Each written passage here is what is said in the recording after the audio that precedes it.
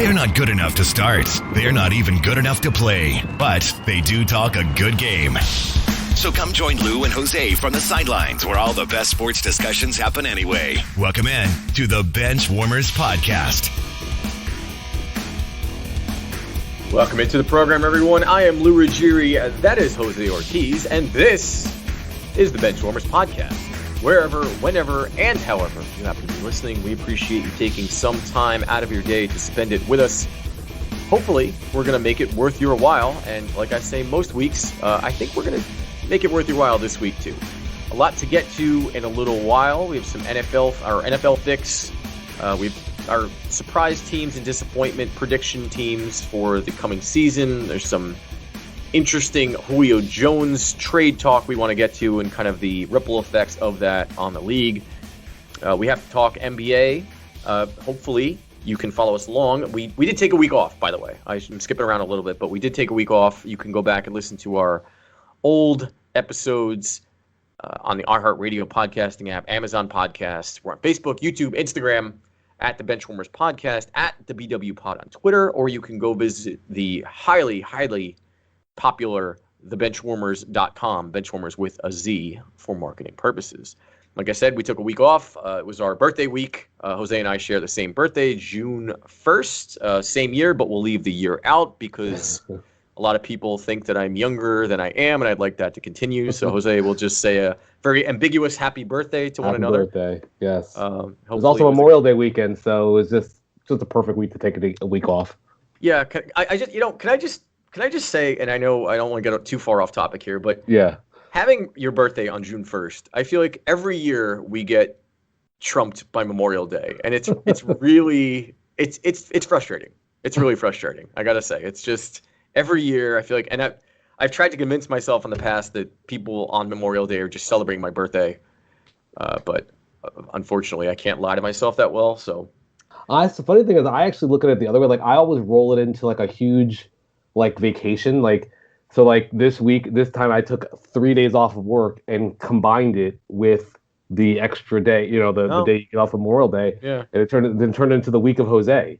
So I. All right. I kind of do that a lot of times where I just build days and just have a bank of days off around that time and just celebrate for a whole week. Oh, that's not a bad idea. I like that. You just steer into the skid, I guess, so to speak. Yep. So yeah, we took a week off, birthday. We figured a lot of top shows anyway, they take Memorial Day off. So we figured act as if, right? I mean, we act as if we're a top show. We have to take the day off. So that's what we did. So we're back better than ever. This is Season 2, this is Episode 7, Show 57, if you want to keep score at home that way, take your pick. Again, you can go find all of our previous shows on all sorts of platforms, wherever you get your podcasts. To kick off the show, as I started to say before that little diatribe, it's time, NBA, we were graced with some pretty good NBA playoff games for our birthday week. Some of them not so good, but we have a lot to get to because we missed basically an entire week. So we're going to recap the series that were and look ahead to the series that are currently going on and are coming up shortly. So let's just jump right into it. Jose, the Lakers, and this is obvious, the Lakers eliminated LeBron, eliminated in the first round for the first time in his career. Just right off the bat, let's just start there. We'll start in the West and kind of just go through order of importance. I think the Lakers is on everyone's top list. What were your thoughts coming away from seeing the Lakers eliminated in the first round? My thoughts were I really wanted to congratulate the Phoenix Suns. Everyone was talking about the Lakers, and I was like, this to me is about the Phoenix Suns. This past off season, they traded a first round pick to go get Chris Paul. And it seems to have paid off. I was really, really impressed with Devin Booker throughout the series. Yeah. Chris Paul did a great job of orchestrating the offense, taking care of the basketball. You realize he only had 12 turnovers in 6 games. That's unheard of. You have people who have 6 turnovers in 1 game. DeAndre Ayton emerged as an elite defender. And, as far as the Lakers, the only word I can think of is disappointment. The season started falling apart seemingly when LeBron got hurt. It just felt like they never got into a groove once everyone came back, and then Anthony Davis got hurt. It was being hurt the entire time, got hurt. I think again in game 5 or game 4, whatever game it was. And it just felt like this team never really got back to full strength. And it's a shame. The thing that stood out to me also is the Lakers really just, I don't know if LeBron was hurt, tired because of the short offseason and the long postseason, and he's in year 18. I don't really know. It felt like he couldn't really finish at the basket the way we're used to seeing him finish. A lot of those layups that were being missed, hitting the rim or whatever, they would normally fall in. Just felt like the team was missing a punch on offense. You could say that was Anthony Davis. I think they need stronger guard play. I think they need someone, and that's probably what Rajon Rondo brought to the team last year, just someone who could handle the basketball other than LeBron James and make a play. Yeah, and I agree with a lot of what you just said. I think the Lakers were disappointing, not just because Anthony Davis got hurt, and I'm going to focus mostly on Game 5 because that game they knew that Anthony Davis wasn't going to play. They went into that. It wasn't like he was started and then he got hurt like they did in Game 4. It was they knew he was out that game, and somehow, even with that knowledge, not one person outside of LeBron stepped up and did anything of note. In fact, Dennis Schroeder scored as many points as I did in Game 5 of that playoff series. And actually, he played worse because I didn't go 0 for 9. I just went 0 for 0. So he actually was worse than I did. And, he turned down an $80 million extension, thinking, I guess, that he was going to bet on himself kind of thing. And you can't – he did better in Game 6. He scored 20 points. But that's, the average of those 2 games is 10 points a game. That's not good enough. And for a guy that, he was an offseason acquisition that people kind of thought was going to be something, he's shown sparks, but there's just no fire there. And the same goes for Kyle Kuzma. Kyle Kuzma was supposed to be sort of the heir apparent on the Lakers, obviously Anthony Davis aside, but they got rid of Lonzo Ball and Brandon Ingram, and they kept Kyle Kuzma. And at the time, I thought it was a good idea because Kuzma seemed like he had a lot of potential. And again, it's just knowing that the second star is not going to be there. You would think anyone would say, hey, here's my chance. I'm going to show not only LeBron, but Lakers and the entire league that I'm better than they think. And not one of them did it. And it was just so disappointing to see. And I think it's really clear that there's a big gap between LeBron and Anthony Davis, like the first and second best player. There's like a huge drop off from second to third, and I think that's what you're kind of getting at. There's just I don't think there was possible for anyone to step up because they're not good enough. I guess it's hard to argue because that's what happened. So it's just unfortunate. Caldwell Pope seemed like he was doing pretty good. He kind of stepped up, but it was only a half step, I think. Alex Caruso, same thing. He looked good in spurts, but not consistently, and certainly not in that last game. As far as Phoenix, for you. Okay. No, I was gonna say this might be a conversation for a whole another show, but do you think it's fair to say that LeBron James is no longer the best player in the NBA? I think. Right now. Yeah, right now. Like if you going into next season, right? Let's not even talk about the playoff. Going into next season, you have to pick whoever you want. Is LeBron James the best player in the game? I'm not sure he's even top 5, honestly. Am I picking? I'm picking a player to start to play just next year, not next year. Yes. No, I don't think he's definitely not he's not the first person I would pick. Absolutely. Of course not. I'm not sure he's a top 5 player in the NBA. From what I was watching, I saw a guy who he could finish. Like he doesn't have that first step burst. Like it seems like it could just be an injury, but it felt like he scored mostly taking advantage of people being out of position or on a nice pass from someone.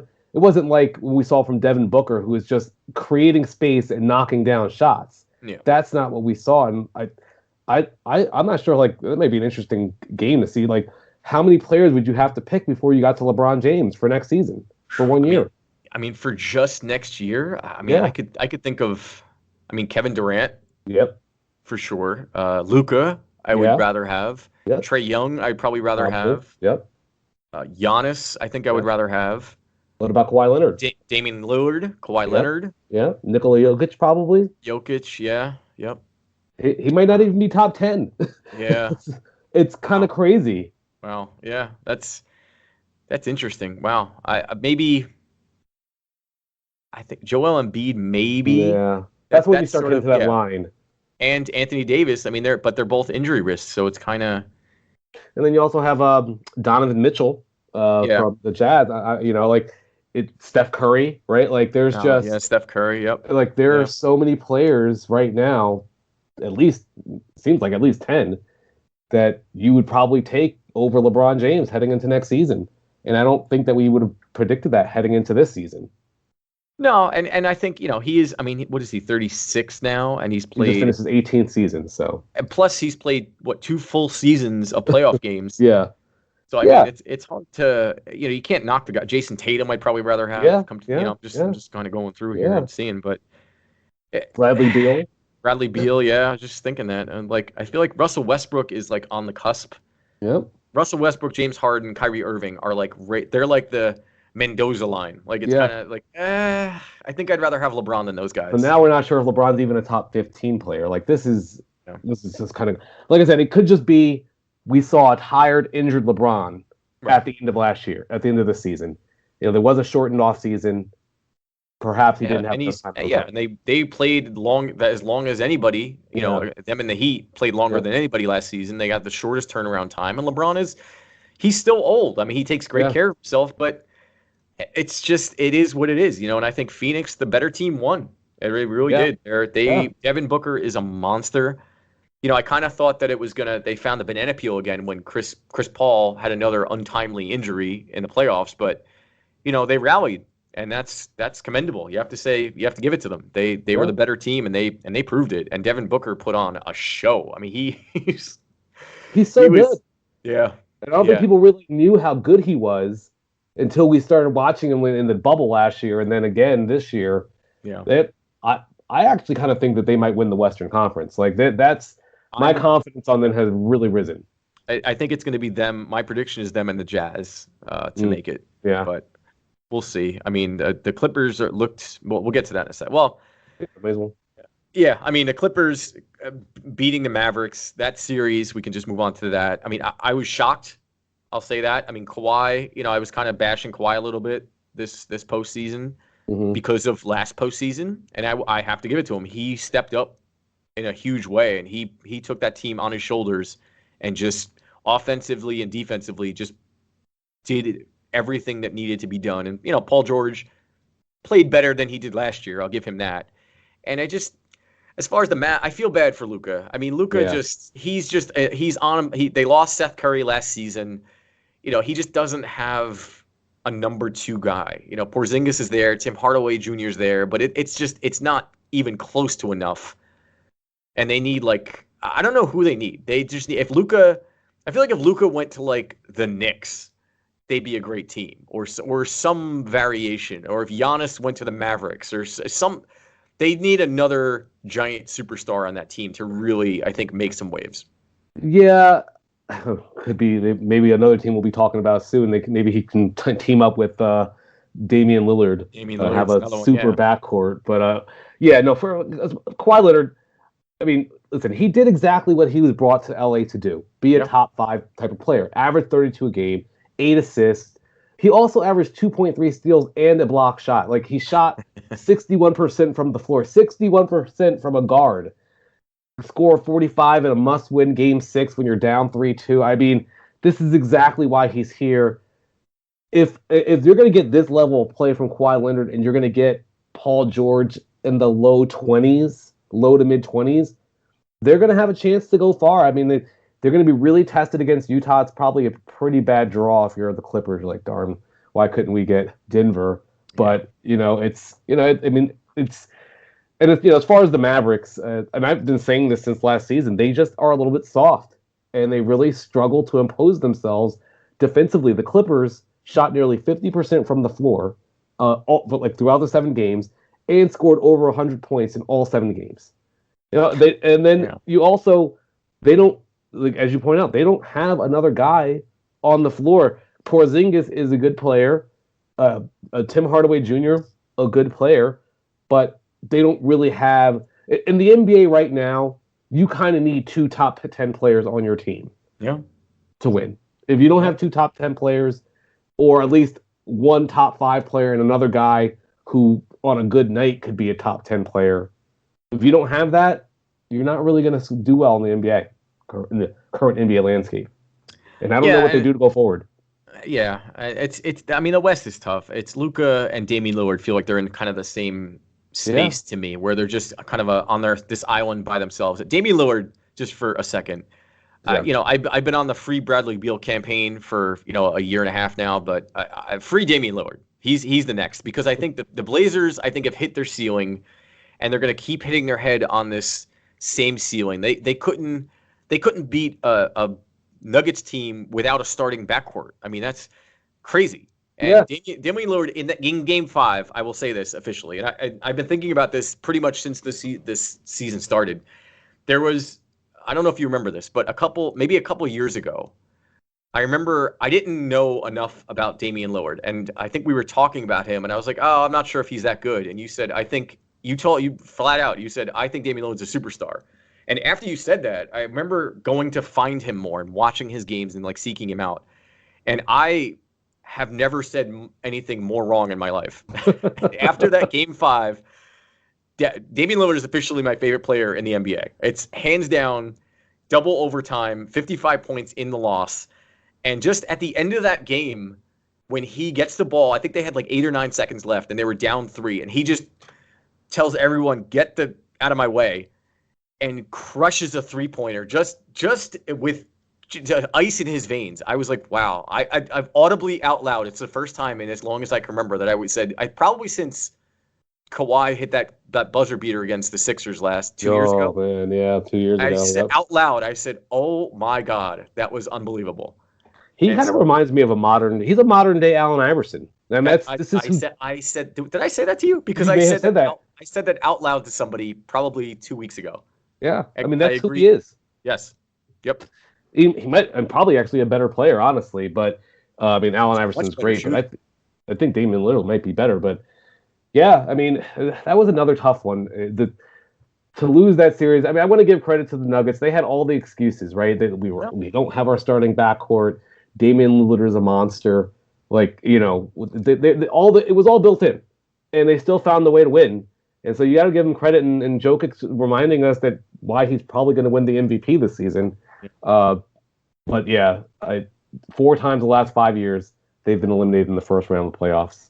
And I think it's time to it's a good team, but that's all they are. They're not a great team. And CJ McCollum is not. CJ McCollum reminds me a lot of Chris Middleton in a way, where he's just not a solid number 2 player. He's like a 2A, 2B, 3A player. He's just not that second option that you can count on all the time.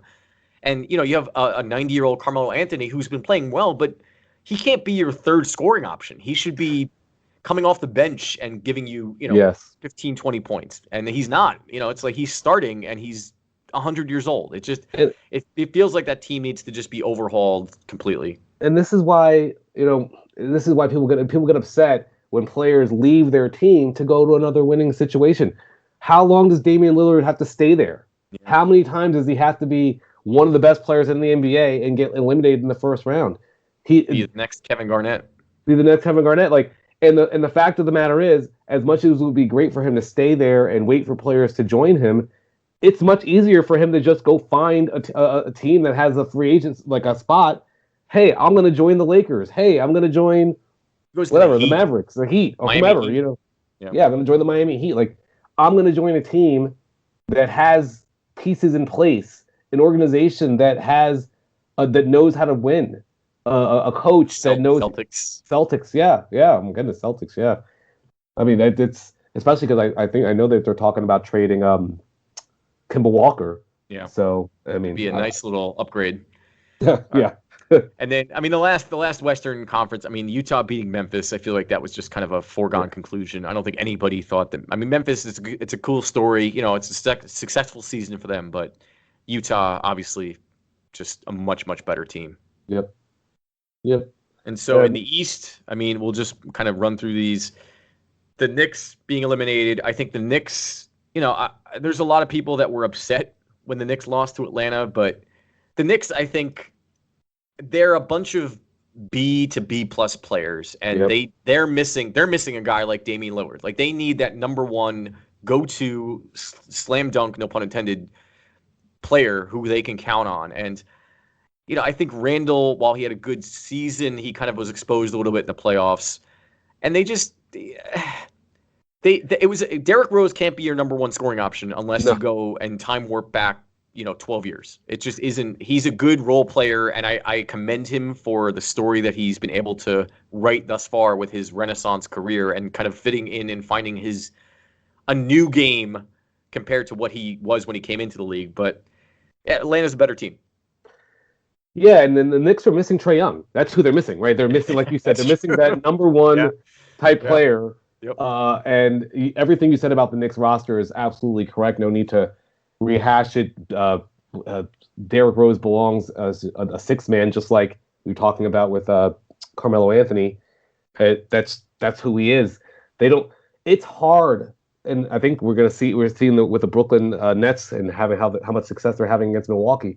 It's hard to win in the NBA without elite guard play, without elite perimeter play. It is so hard to win. And we saw that. The Knicks don't have elite perimeter play. Yeah, in the East, I mean, speaking of Milwaukee, I mean, they swept the Heat. I feel like the Heat, while they kind of turned it on a little bit towards the end of the year, they just looked exhausted all year. I mean, Jimmy Butler is not the same. Tyler Hero seems like he took a step back instead of a step forward. And Milwaukee was just a bigger, stronger, better, more offensive team, and they just embarrassed the Heat for all intents and purposes. Not to anyone's real surprise. Have a step back this year. I think when you and I were talking during the offseason and we were going through our predictions, we thought that the Heat might have a little bit of a disappointing season. Yeah.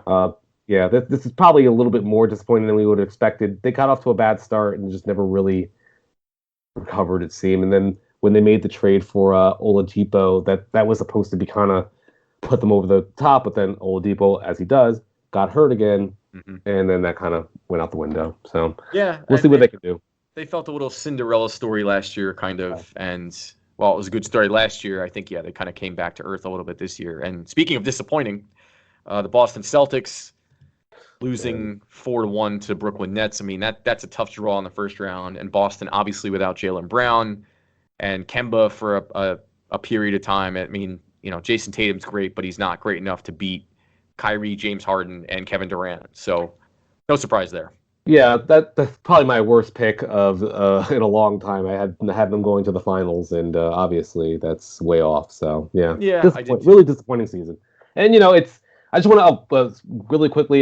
You mentioned the Knicks before. Tom Thibodeau was actually just named Coach of the Year. Yep. Just want to throw that out there. Congratulations, Tom.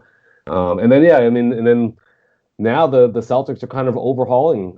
We saw Danny Ainge step down. Now Brad Stevens is going to be the general manager, which I guess we'll see how that works out. I don't know. Yeah, I don't understand that move at all. But I mean, I guess we'll see what happens. I feel like they took a very good coach, and they had one piece for sure. They had a top 5 coach maybe in the league, arguably, and no GM. And then they took their coach and made him a question mark at GM, and now they have no coach. So it feels like they went from having one spot to fill to now one, potentially 2 spots that they're going to need to be worried about. But I guess I'm going to assume that Danny Ainge knows what he's doing because he's been pretty good at it over the course of his career.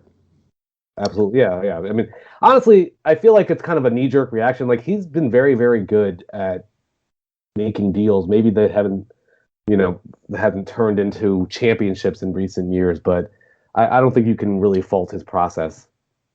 Yeah, and finally, Philadelphia almost gentleman sweeps Washington. Washington, another fun story, but Philly obviously just much much better team. Mm-hmm. Yeah. There's nothing else to say there. Yeah. As far as so throughout the first round of the playoffs, did you? What was okay? I'm going to ask you these things, and you can your biggest surprise, a highlight and a low light. And I know we didn't talk about that pre-show. I just kind of thought of it. Right. Yeah. Now. Well, I think my biggest surprise, probably the Suns. I had picked the Suns to lose, right? So obviously, I thought that the Lakers were better than the Suns, and the Suns were, it's like not even in the same league. I felt like the Suns were much better than the Lakers, and I now look at them as a favorite to win the Western Conference. So the Suns are kind of like my biggest surprise. That's my biggest surprise, I think, for me, and it kind of goes against one of what I picked, but the Clippers winning Game 7, I think, when they had every opportunity to kind of just call it a day and say, oh well, like they did last year. Mm-hmm. And I know I picked them in 7, so I guess maybe somewhere deep down I knew that they were going to win, I guess, or I just got lucky. But I was genuinely surprised when they won that game. Yeah, I mean, it was honestly, Luka's just so good that sometimes you're just like, hey, he just can't be stopped. And I mean, he really didn't get stopped. It's just everyone else on the team got stopped. But yeah, I guess highlight would probably be. I want to go. Go ahead. You tell me yours. I mean, I already mentioned it, but Damian Lillard in the double overtime, hitting those 2 shots to just unbelievable. I mean, that was Jordan-esque. Just give me the ball, get out of my way, and I got this. And unfortunately, it was all for naught because they lost the game. But still, that was a statement. Couple shots for him, and that was by far the highlight of that first round. Yeah. I'm gonna say my highlight is Trae Young Trae Young from the first round. I knew that he was a good player and a great player, honestly. But I when I was watching him, he's just really a smooth offensive player. I think sometimes he falls in love with 3-point shooting, as almost everyone in the NBA does. But he's a very versatile player. Got a very nice floater. I liked his array of offensive moves. And I just kind of forgot how good he was. And he's just a great player. I think he's going to be scary in this league I feel like we're in the beginning kind of a changing of the guard a little bit in the NBA right now. Yeah, and that trade, I mean, those him and Luka are tied inexorably. Yeah. Mm-hmm. Because of that draft. They were traded, and it seems like somehow they both teams won. Usually with trades like that, you kind of go, oh wow, they lost and they won, but even, I mean, the number 1 in that draft was DeAndre Ayton, and yeah, I mean, even he's turning out to be all right. But I think that it seems clear that those 2, Young and Luka, are by far and away the best of that class. Low light, just Anthony Davis getting hurt again. They gave up. It felt like they just threw in the towel for Game 5, and then you see him come back out for Game 6, and he plays all of a handful of minutes, and he's just out again. It's just a disappointment, because after last season you thought maybe his injury bug would be cured, and here we are yet again. We need to see him come back. And literally, and I don't want to hear just a postseason, like a preseason report about this. We need to see him come back in the best shape we have ever seen him in, because this has got to stop. Like, he needs to go higher. I don't even know. I don't know the name. He's on the same team as LeBron. LeBron spends $1 million a year. Yeah. You have the blueprint. Just say, hey, Bron, what do? I'm going to do the same thing, because you're 12 years older than me and you play like you're 6 years younger than me. Yeah. It's right there. Yeah. It's like being on Tom Brady's team and going, I don't know what to do for my health. Like, come on.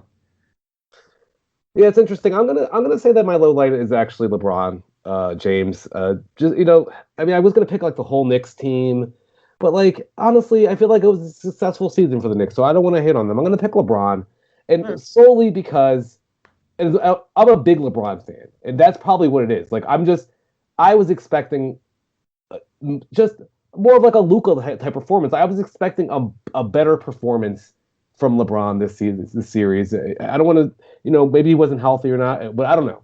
They needed him to be super 2012 LeBron, not 2021 LeBron. Yeah, we needed him to be, he needed to be, scoring 40. They needed him to be like he was on the Cavaliers a few years ago, where it was him against the Warriors, basically.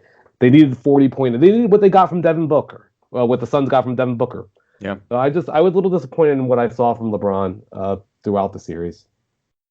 You're listening to the Benchwarmerz podcast, iHeartRadio, Amazon Podcasts, Facebook, YouTube, Instagram, at the Benchwarmerz podcast, at the BW Pod on Twitter. TheBenchwarmers.com is our website. Go there for all our wonderful articles and well thought and put together articles, Benchwarmers with a Z. This is season 2, episode 7. I am Lou Ruggieri. That is Jose Ortiz. A little talking some NBA, and I want to look ahead and just make some predictions. Well, first, I guess we should look back and kind of review because we picked winners and losers for the first round. So I want to kind of tally up those scores and then look ahead and pick for the next, the semis. So you were up 4-1. You took a commanding lead. You had the Clippers in 7, the Bucks in 4, the Nets in 5, and the Sixers in 5. Booyah. Which that's just incredible. I had just the Jazz in 5, and so I was with. I mean, I picked a lot of winning teams. I just didn't have the right game to count. So you're up 4-1. I'll just quickly make my picks. Yep. For so I'm gonna. Well, it's kind of unfair now, but I would have had the Nets beating the Bucks. I mean, we have the same. No one has an advantage. So yeah, no, it's easy to pick the Nets now, but I'm gonna say the Nets probably in 5. It just feels like I don't know.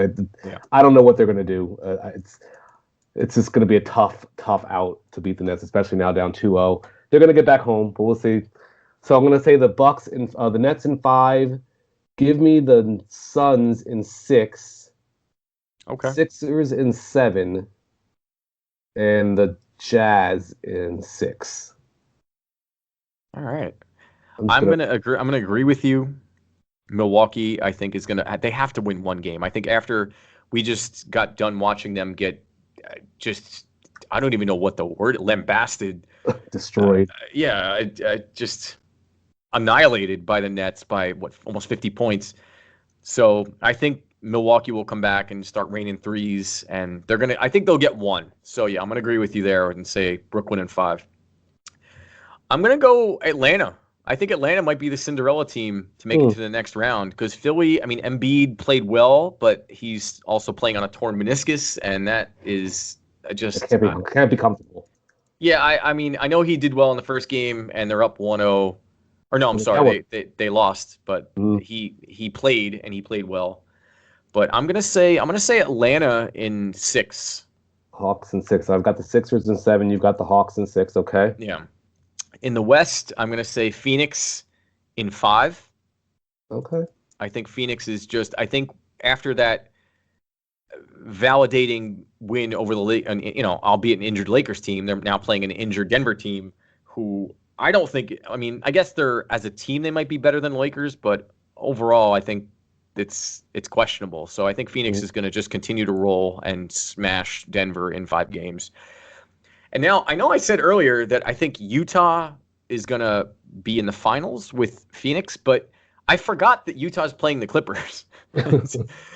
And so this one is this is almost impossible for me to pick. I'm having some pretty serious doubts right now on either way. You went with, who did you say? Utah? I took the Jazz in 6.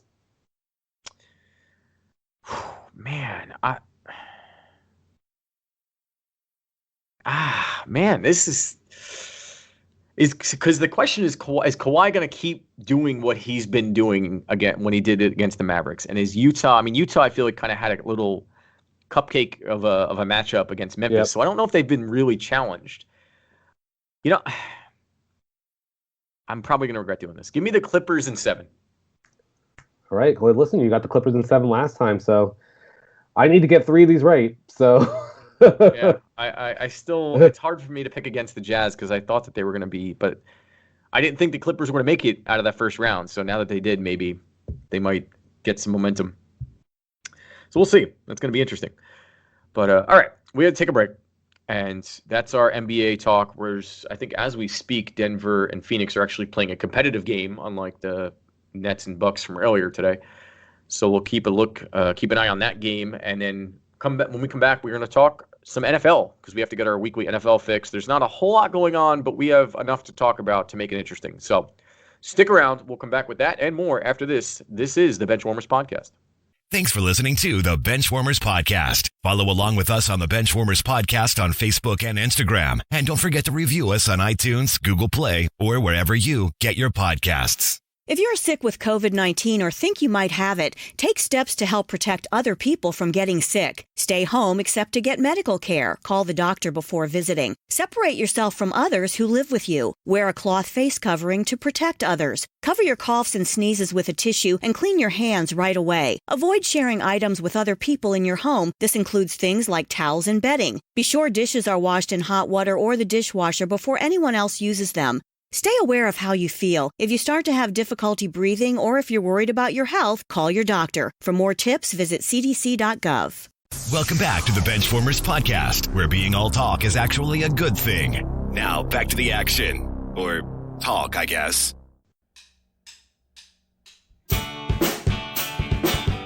Welcome back to the program, everyone. I am still Lou Ruggieri. That is still Jose Ortiz. And this is still the Benchwarmers podcast. Hopefully you've been following along on either the Amazon podcasting app and iHeartRadio podcasting. You can follow us on Facebook, YouTube, Instagram at the Benchwarmers Podcast, at the BW Pod on Twitter, or go to thebenchwarmers.com for all things Lou and Jose related. The Benchwarmers with a Z for marketing purposes. Season 2, Episode 7, and or Episode 57, depending on how you are keeping score at home. I think Jose and I pick one or the other most weeks.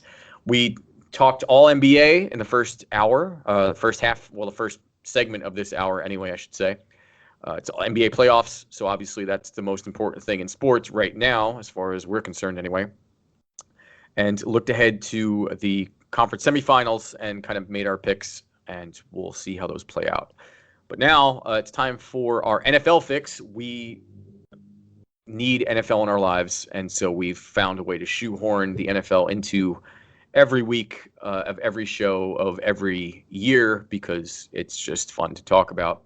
And Jose, I forgot to tell you, we did get I got a personalized review. I had a friend of mine who said she checked out our show for the first time in a long time, probably the first time ever, come to think of it. And we got some good reviews. I was told that I sound like a younger Howard Stern, and that she was impressed that we didn't just jump right into stats and sort of very inside, pardon the pun, but inside baseball kind of terminology right off the bat. So it was a little more relatable to someone who follows sports but isn't sort of a psycho about it like we are. So. It was just nice to get. It was kind of out of the blue, and I was like, oh, I don't know if I'm Howard. I don't think I sound like Howard Stern that much, and I certainly don't, throw baloney at strippers or anything on the air. So there's that. But you're a little classier than Stern. Well, that's not really saying much, but yeah, that's I guess it's better than not being classier than Stern. Yeah. So we're hopefully we can amass our show to be 1/millionth of what his career has become. So yes, but either way, I was appreciative of it. It wasn't solicited in any way. It was just kind of offered up, and I was pleasantly surprised because it's just I don't get into my own psychology, but it's tough to think highly of things sometimes. But good to know, and I forgot to tell you, so I figured I'd tell you on the air, and now that's that. So moving on. Great news. Yes. NFL fix, as I was saying before I was sidetracked. You see what happens when we take a week off? I go off the rails and just start talking about crazy stuff. NFL, Julio Jones, the big news, Julio Jones got traded to the Tennessee Titans for a second-round draft pick. This obviously on the heels of a very controversial interview Julio Jones did. In some conspiracy theories are that Shannon Sharp on Undisputed called Julio and forgot to tell him that he was on the air. And Julio said that, yeah, I'm out of there. Now here we are, maybe not a week later, and Julio Jones is traded to the Tennessee Titans for a second-round pick. As I mentioned to you after this happened, I think that this is a giant middle finger from the Packers to Aaron Rodgers. I think that Aaron Rodgers, not to make this entire segment about Aaron Rodgers, but it sort of ties together pretty nicely. More so than what I think Julio does for the Titans, I think that this is just sort of the front office of Green Bay kind of being overly rigid and just saying, sorry, man, it is what it is. And, I think that there would have been no better, mea culpa to Aaron Rodgers from the front office than to say, all right, listen, we're going to get this kid out of here. We'll trade him, either trade Jordan Love to the Falcons for Julio, or we'll give up, a second round pick for the Packers. I mean, if the Packers get Julio Jones, what's a second round pick? That's going to be bottom of the barrel. So it just seemed like yet another disappointment for Aaron Rodgers. But what were your that was my initial thoughts, Julio to the Titans. What were your knee-jerk reactions to the trade? My first reaction was that I thought it was a good move for the Titans. When you look at their offense, it's A.J. Brown, it's Derrick Henry, and then their number 2 receiver, I think, was going to be Josh Reynolds. Yeah, Corey Davis got jettisoned. Yeah. So you look at that, it's like, okay, well, now you add another weapon. I don't know. It's fair to speculate where Julio Jones is in his career right now. Just 2 years ago, he put up 1,400 yards, and then last season kind of fell off of a cliff, it seemed. Like he couldn't really stay healthy, and then when he was on the field, he wasn't really producing at the levels that we are used to seeing. And you have to remember, he's the same age, same draft class as A.J. Green, who we've already basically done in the NFL. Yeah. So it's not outlandish to think that Julio Jones is maybe not the player that we think he is. And, I think the fact that they were only able to get a second round pick for him is telling about what the rest of the league thinks about Julio Jones. And I think the other thing is, you mentioned the Packers. I mean, before the Packers don't really have a lot of salary cap space. They would have had to pay $15.3 million to pay for Julio Jones, which that's a lot to pay for a guy who's not playing at that level. But I am curious because we were going back and forth, and you were talking about the Julio Jones to the Packers. I don't really think that would have made a big difference to the Packers. I think that the Packers need to improve on defense. But I am curious with the impact that you think that Julio Jones makes. So in our Benchwarmerz big board, you had the Tennessee Titans ranked as the number 20 team in the NFL. Which you can find on the benchwarmers.com, by the way, if you'd like to check that out. Yes, that's a good point. Yes. Yeah. Now that we have them, now that they've gotten Julio Jones, where do you move them? So before I answer that question, I want to vehemently disagree with what you just said. I think that while I agree that the Packers' main problem was their defense, I think that if you had Julio Jones as your number 2 wide receiver to Devontae Adams instead of Marquez Valdez-Scantling or God, I can't remember who else is on that team. It's just Equanimeous St. Brown. I mean, that's just Alan Lazard. Lazard, that's the other one, yeah. I think that maybe, just maybe, they are able to convert that goal to go on the 8-yard line for Aaron, against the Tampa Bay Bucks in the NFC Championship game. And granted, Julio Jones might not be who he was 5 years ago, but he doesn't have to be because you have Devontae Adams there taking up, Julio Jones versus your number 2 cornerback is going to look like Julio Jones from 5 years ago. It's just, Aaron Rodgers threw 48 touchdowns with 1 wide receiver. Okay. So it stands to reason that he would eclipse that mark pretty readily. So you're thinking he throws, if they get Julio Jones, you're thinking he's throwing like 57 touchdowns. Yeah, I think he would compete for. I mean, if it's hard to think that with the talent of Aaron Rodgers and what he's been able to do with, he's essentially been the LeBron James of the NFL in a way, obviously without the success, but in terms of being able to take essentially someone else's garbage and make them great. It feels like if Aaron Rodgers were to leave the Packers, it would look like when Peyton Manning was gone that year for the Colts, and I completely agree with that. Complete,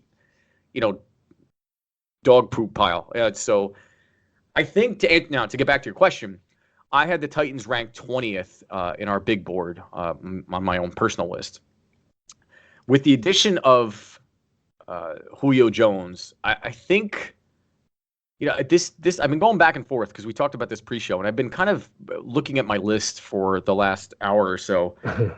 And I think with A.J. Brown, Derrick Henry, and a Ryan Tannehill like we saw him last year, I think I would have to vault them up pretty significantly. So the teams that I had above the Tennessee Titans were Minnesota Vikings, Carolina Panthers, Miami Dolphins, New Orleans Saints, Baltimore Ravens, and Atlanta Falcons. And I think I would have to put the Titans right above the Falcons and then right below the Dallas Cowboys. So they'd be at 14, I think, with the addition of Julio Jones.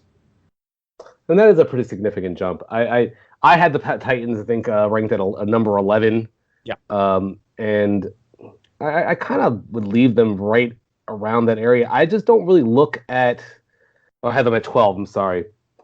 I don't know.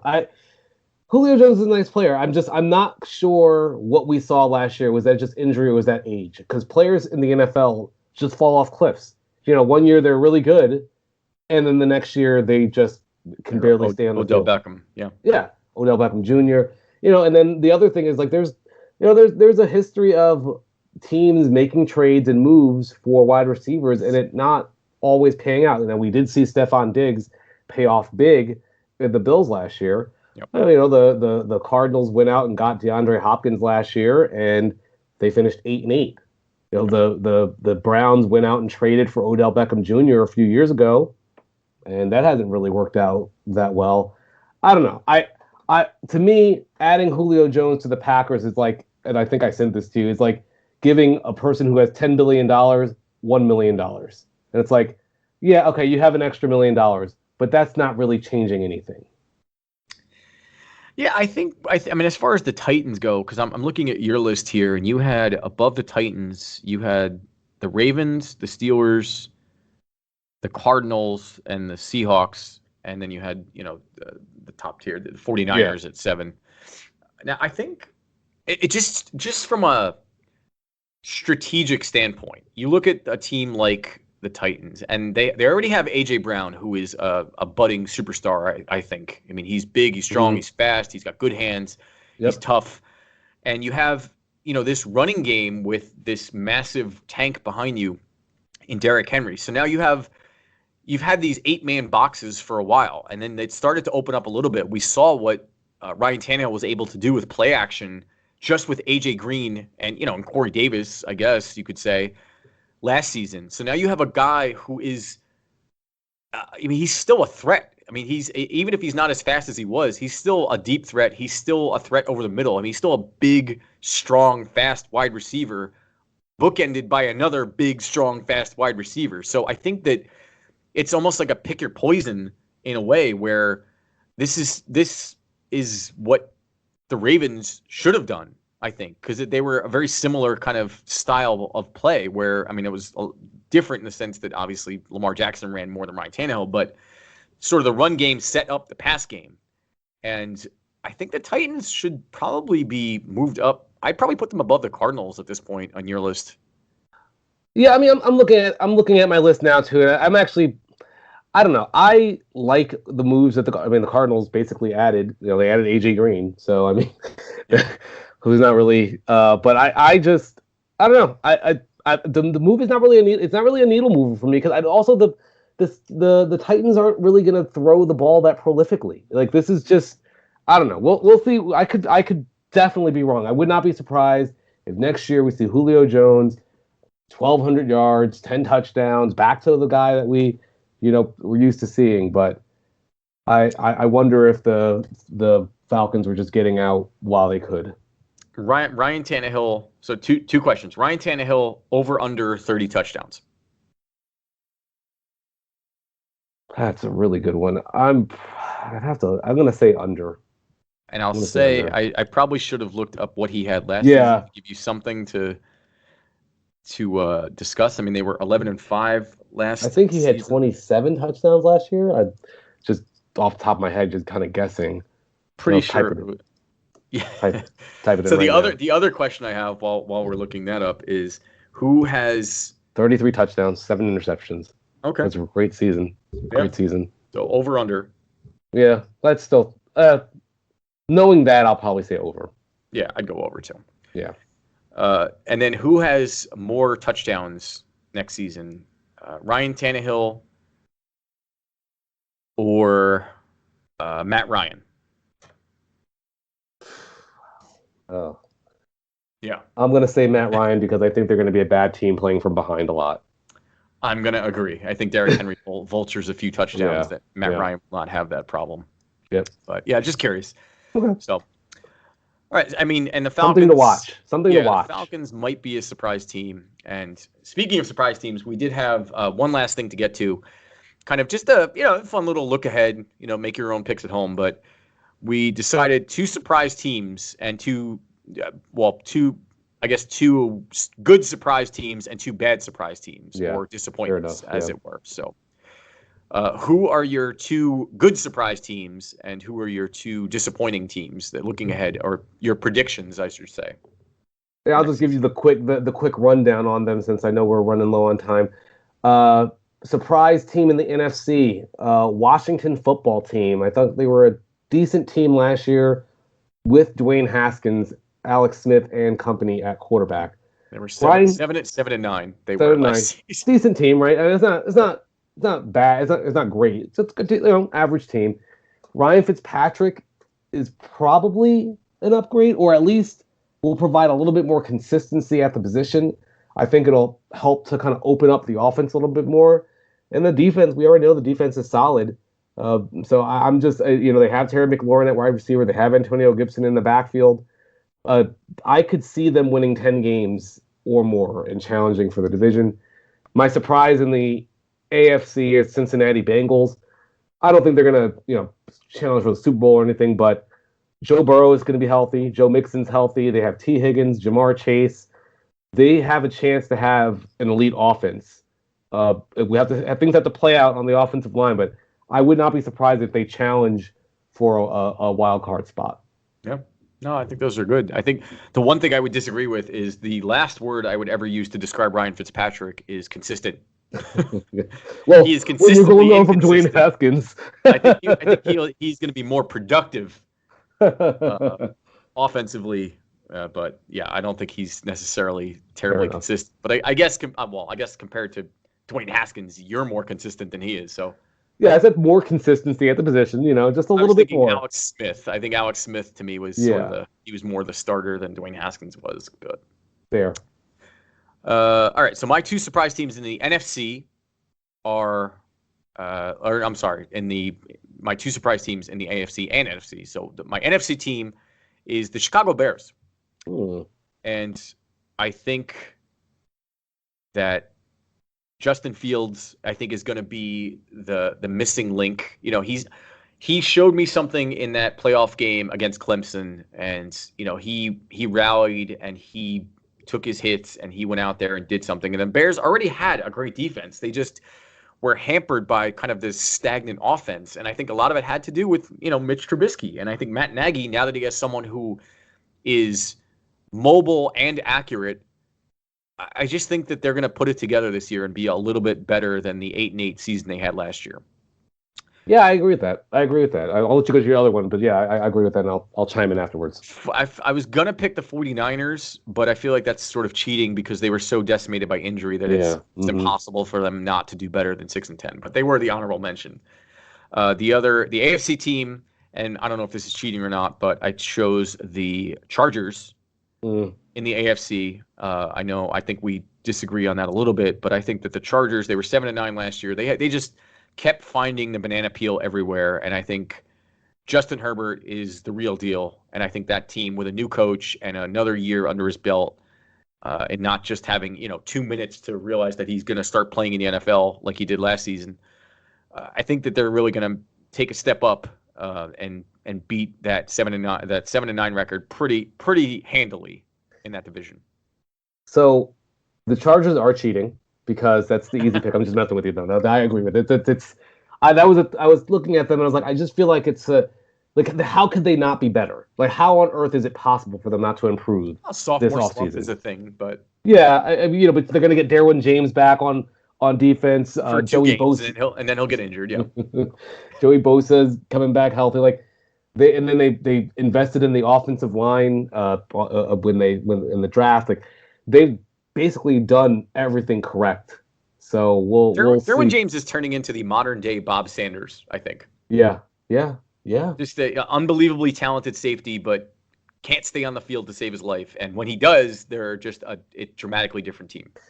And as far as the Bears, I mean, listen, the Bears, they better be like hoping and praying that Aaron Rodgers this thing just plays out, because if it does, the Bears are in a great position to win that division. That's true. So I didn't even think about that.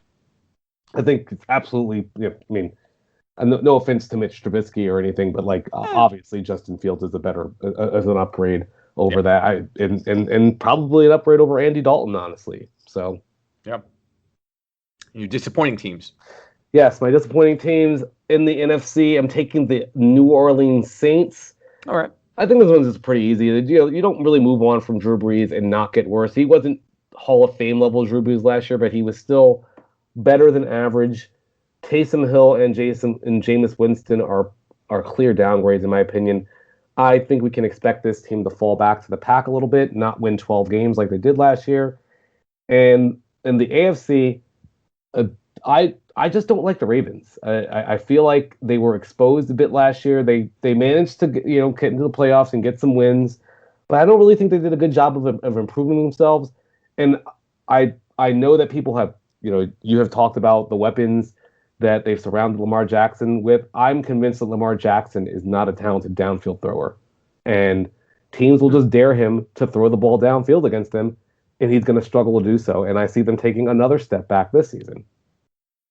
Yeah, I think the Saints, I mean, it's hard to believe that they wouldn't take a step back from that 12-4 record, moving on from Drew Brees. Even though Drew Brees was not really Drew Brees last season, he's kind of a shell of what he was, but still that leadership is invaluable when it comes to that. I mean, they still won the division, so obviously he was pretty good when he played.